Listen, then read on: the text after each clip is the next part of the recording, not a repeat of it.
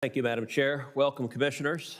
And it is always good to see the FTC here. I spent 2 wonderful years at the FTC. There are a lot of terrific men and women who work there at the commission. As you know, I have deep, deep concerns, in particular about big tech. I think big tech today represents the greatest accumulation of power, market power and monopoly power over information that the world has ever seen. And the players in big tech are getting more and more brazen.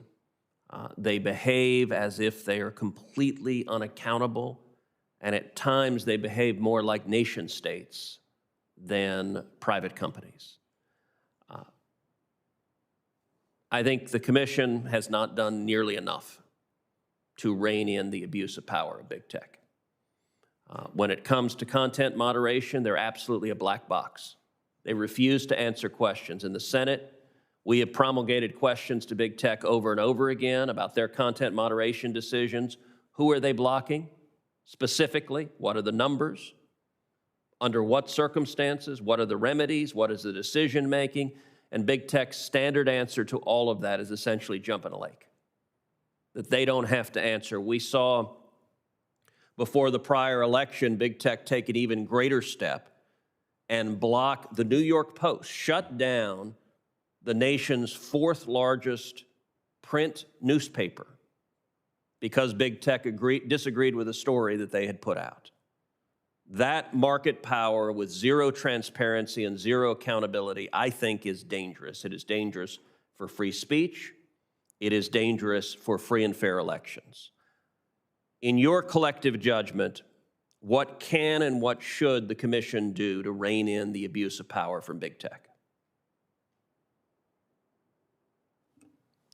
Senator Cruz, there's no question that these firms wield enormous power over our lives, over our economy, and over our democracy.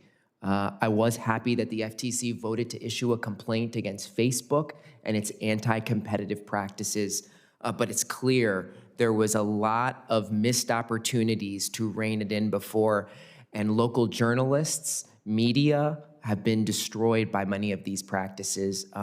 We have to do more. Congress has to do more when it comes to abuses of Section 230, and we also have to get to the bottom of the black box algorithms that they have. The FTC has issued some orders to understand some of those content curation practices, how those algorithms make decisions, and ultimately we need to hold them accountable for when they violate the law.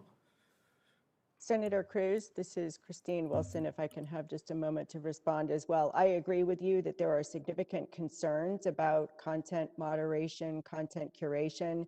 As Commissioner Chopra indicated, Commissioner now Acting Chair Slaughter and Commissioner Chopra and I worked together to design the 6B study that Commissioner Chopra referenced, and I think that is perhaps the most important task that the FTC is undertaking right now. As to the question of whether the FTC currently has authority to address these issues, can content suppression be an unfair practice under our consumer protection and competition mandates? I believe that if firms act in ways that are contrary to their material representations or terms of service, it could be an unfair or deceptive act. I don't want the FTC to be the speech police. We're not equipped to judge political speech, but it is within our authority to determine whether companies are living up to their promises to consumers.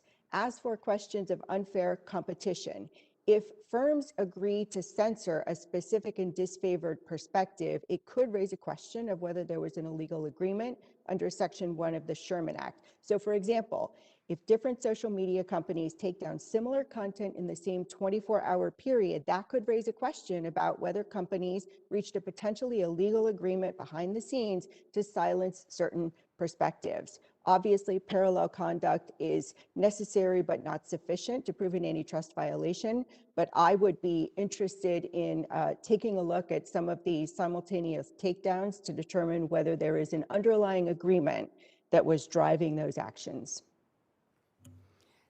Senator, I just wanted to add that I agree with you that we need to be really concerned about the exercise of market power by these extremely large companies.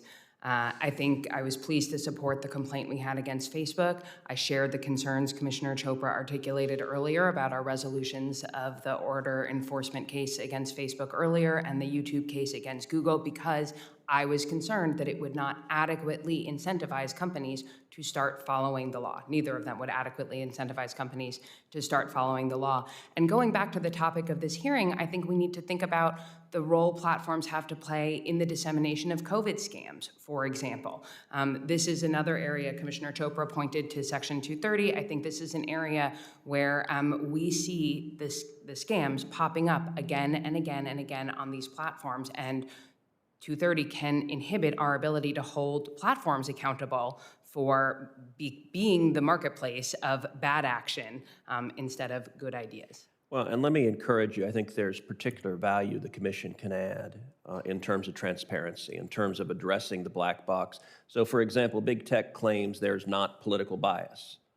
Well, they happen to have a monopoly on all the information and data you would look to assess whether there's political bias. And so I've asked repeatedly in the 2020 election cycle, how many Republican candidates for office did you block post from? How many Democratic candidates? There's an answer. It's a concrete number. They have it. They refuse to give it. Simply making that information public for multiple cycles, what they're doing, I think would be incredibly beneficial, reining in the abuse of power.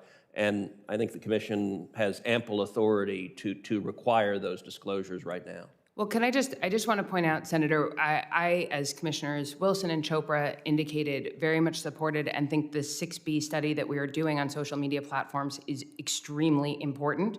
I would like it to have result in us adding some transparency to the marketplaces, but the 6B statute specifically prohibits us from disclosing certain information that we receive as a part of those studies, where it's tied to particular companies, so we can comment on market trends, but I want to be mindful of the limitations of our statutory authority, which we obviously can't go over, and set expectations reasonably there. Well, but thank you.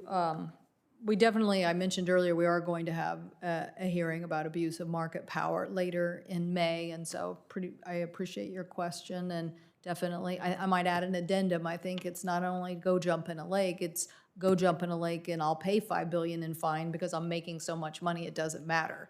And so when it's both of those, I think we really have to do something, so thank you.